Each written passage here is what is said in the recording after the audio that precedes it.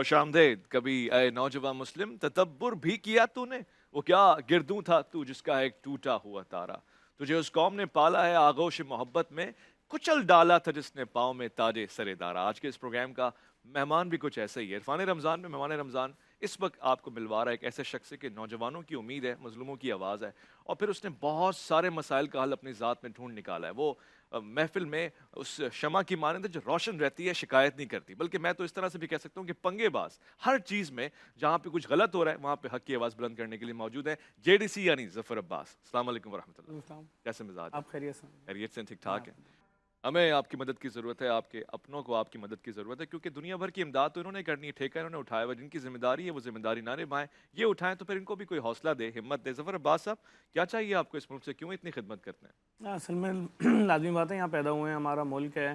لوگوں کی محرومیاں دیکھ کے افسوس ہوتا ہے، دل کڑتا ہے جب کوئی شخص آ کے بولتا ہے کہ میرے بچے کی میت 3 دن سے رکھی ہوئی، دفنانے کے پیسے نہیں ہیں. اور جب جا کے معلوم کرتے ہیں واقعی سچ ہوتا ہے.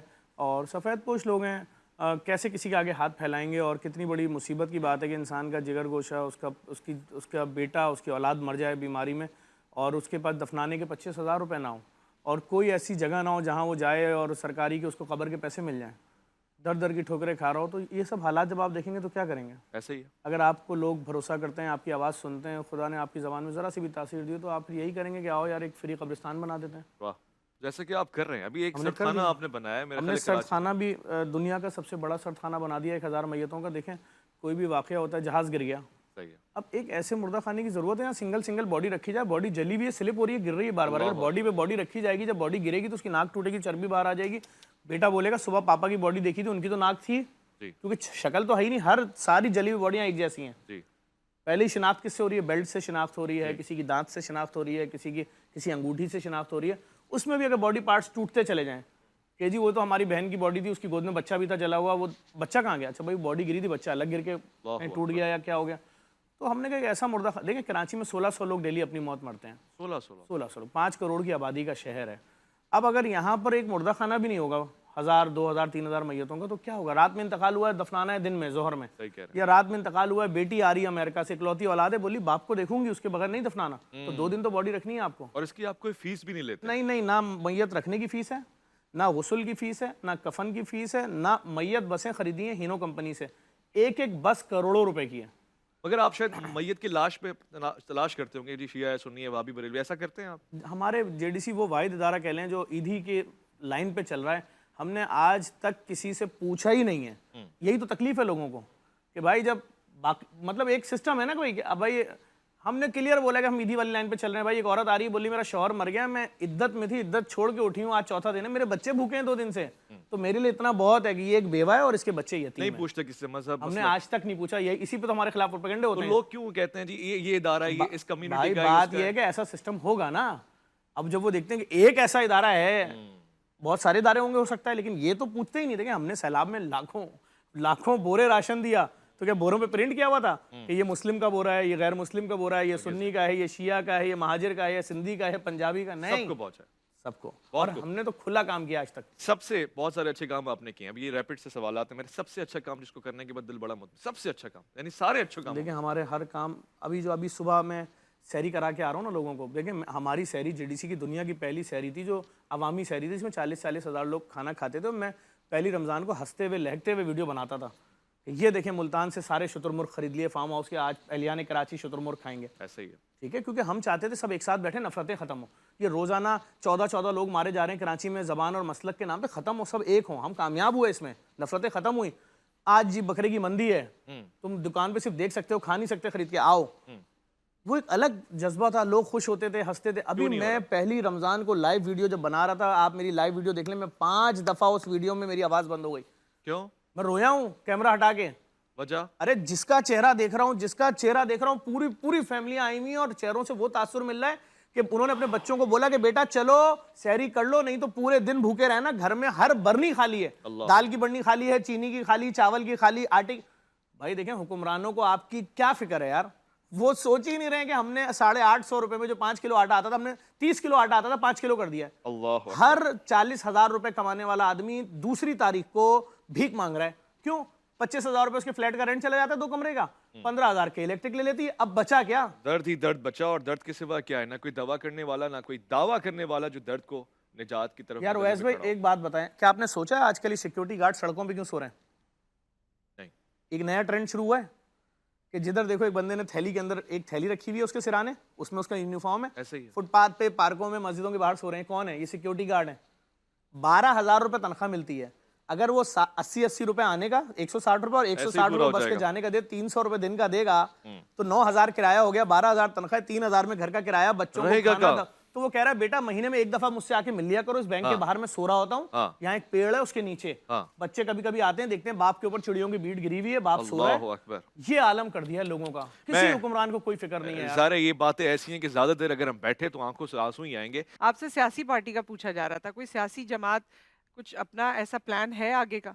मुझे तकरीबन तमाम ही सियासी पार्टियों की जानिब से, मुख्तलिफ लोगों की जानिब से ऑफ़र्स हुई हैं सियासत की, उनकी मुख्तलिफ ओहदों की ऑफ़र हुई है, कहीं से MNA, कहीं से MPA, कहीं से कुछ। लेकिन असल में हम सोशल वर्कर हैं, हमारा ऐसा अभी कोई इरादा नहीं है। अगर वक्त और हालात ने इतना मजबूर कर दिया, हमसे जीने का राइट ही छीनने लगे अगर, तो अगर कभी ज़िंदगी में ऐसा कोई वक्त आया तो फिर देखा जाएगा। अभी तो फिर लोगों के, हमारे लोग मर रहे हैं, अगर इनकी खिदमत कर ली जाए सोशल वर्कर बन के तो वो ज़्यादा बेहतर। अभी आपने जो हमारे यहाँ माफिया करार दिया जाता है जिन जिन को, उन सबको छेड़ दिया है इस वक्त, तो रमज़ान में खास तौर पे उन सब का बैकलैश आना शुरू हो गया आपके लाज़मी पास? बात है, पीछा हो रहा है, घर तक आ रही हैं टीमें, पूरी वीडियोस हमने डाल दी हैं, एक साथ 4-4 5-5 लोग लेके कर रहे हैं, जहाँ से गुजर रहे हैं वहाँ खड़े हैं, फिर पीछे आ रही हैं बाइकें, घर गली तक आ रही हैं, और मुश्किल है सब चीज़ें। लाज़मी बात है, देखें ना कितनी बड़ी माफिया होगी कि रियासत आके बोल रही है, वज़ीर आला कह रहे हैं कि मैंने तमाम DCs, तमाम ACs, तमाम वजीर, तमाम मिनिस्टर्स को इलाकों के चार्ज दे दिए, तुम नाज़माबाद देखो तुम।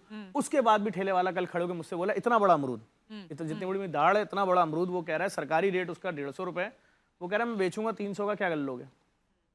तो रियासत की रिट को तो एक ठेले वाला इस तरह चैलेंज कर रहा है कि हफीज अलमान, क्यों? उसके पीछे माफियाज है जिनके ठेले हैं, वो तो दिहाड़ी पे 1,500 रुपए, वो जिनके ठेले हैं 100-100 500-500, उन्होंने बोला अच्छा, कि रियासत तो ये कर रही है और ये सब कुछ हो रहा है, आपके पीछे कौन है? ये भी तो बात की जाती है मेरे ना कि पीछे- जफर अब्बास ऐसे जो निडर हैं, इतनी थ्रेट्स हैं, सारा कुछ है, ये सारे माफिया हैं, किसी ना किसी के पीछे कोई ना कोई है, आपके पीछे कौन है? देखिए मैं कराची शहर में रहने वाला हूँ, मैंने जब यहाँ पर आँख खोली तो मैंने 10 साल यहाँ पर ज़बान की बुनियाद पे लोगों को रोज़ाना 15-20 मरते हुए देखा।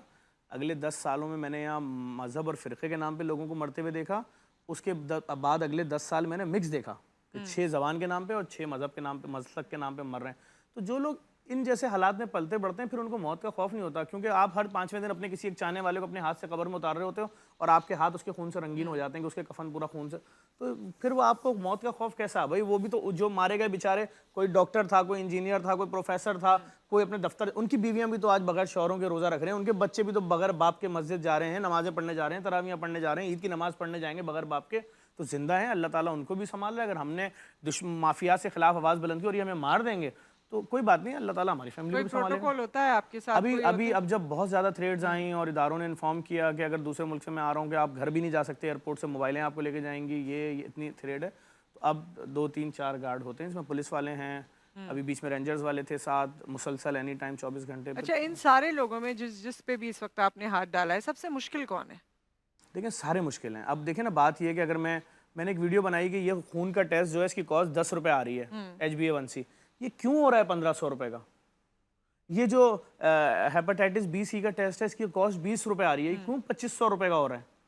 ये टोटल टेस्ट जो हो रहे हैं सारे, मैंने सबके नाम उनके रेट बताए, मैंने कहा इनकी टोटल कॉस्ट आप ले रहे हो 40,000 रुपये, जबकि इनका असल रेट 2,700-2,800 रुपये है, तो लोग तो मर जाएंगे। और इसी वजह से आपने नई मशीनें यहाँ कराची में आई हैं जो कि 2 मिनट में टेस्ट का रिजल्ट दे देती हैं। पाकिस्तान में वो मशीनें थी नहीं, 8 अरब रुपए की सीमेंस कंपनी की मशीनें उतार दी हैं और रिपोर्ट टेस्ट करेगा। बार कोड जो ट्यूब पे लग गया है, रिपोर्ट उस बार कोड वाली ट्यूब को उठाएगा, रखेगा, अगला रिपोर्ट आएगा, उस बार कोड की तस्वीर खींचेगा और सब कुछ रिपोर्ट करेगा और 1 रुपया किसी को नहीं देना। और ये कहाँ है? कराची में? नुमाइश चौरंगी, ताकि पूरे कराची को सेंट्रल पॉइंट मिले। उसके महीने के उस मशीन के खर्चात हैं करोड़ों रुपए, क्योंकि फ्री में टेस्ट हो रहा है ना सबका। अगर पाकिस्तानियों ने सपोर्ट किया तो ये मशीनें पूरे पाकिस्तान में लगा दूंगा। तो भाई लोग जिंदा, आप कह रहे हो स्कूल माफियाज के पास, अस्पताल माफियाज के पास, लेबोरेटरी माफियाज के पास, जिंदा कैसे रहेगा आदमी? आप कहते हो जी हम आटा बांटेंगे फ्री में, हमें पता है, हमें एहसास है कि आप 1,600 रुपए का 1,800 का 10 किलो नहीं खरीद सकते, जैसे ही आटा बढ़ता है 20 आदमी रोंद के मर जाते हैं।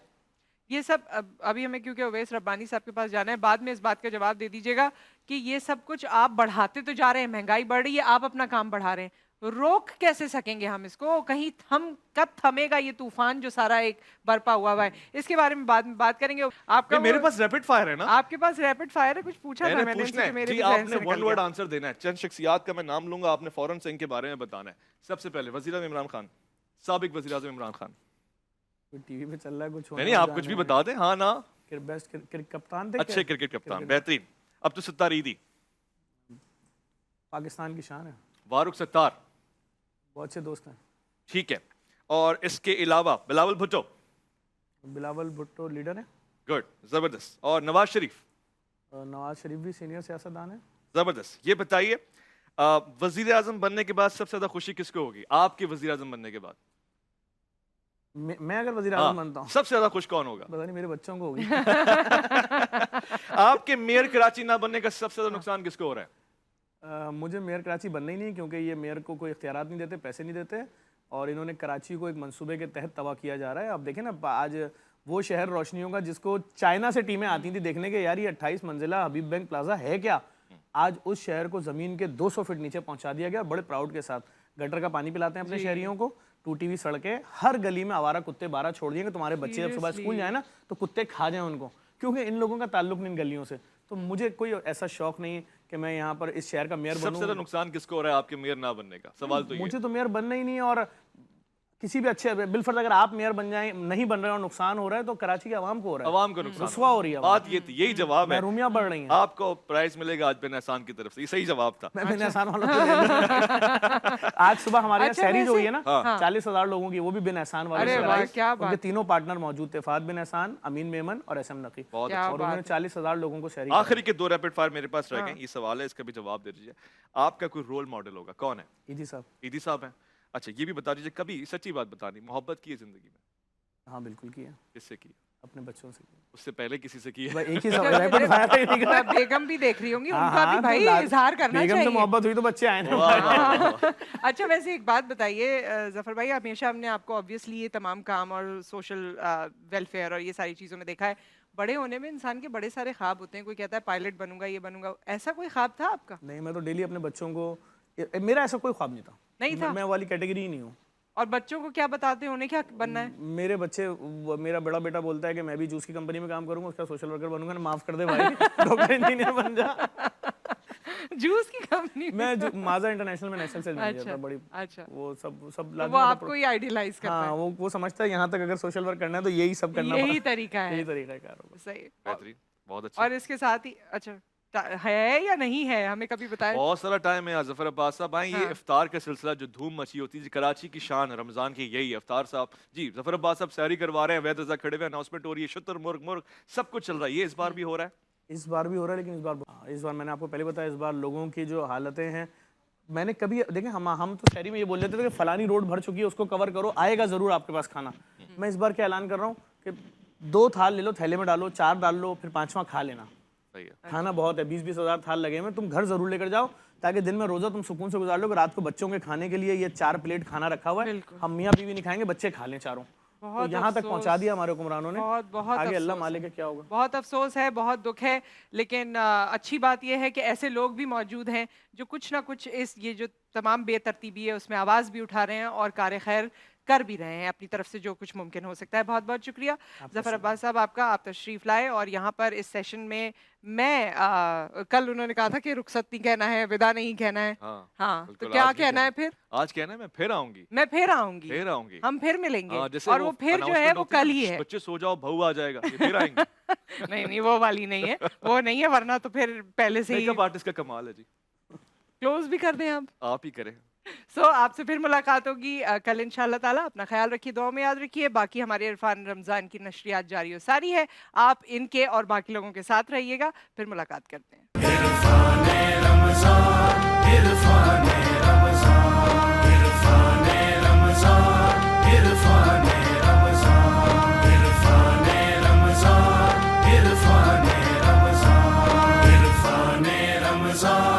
عرفان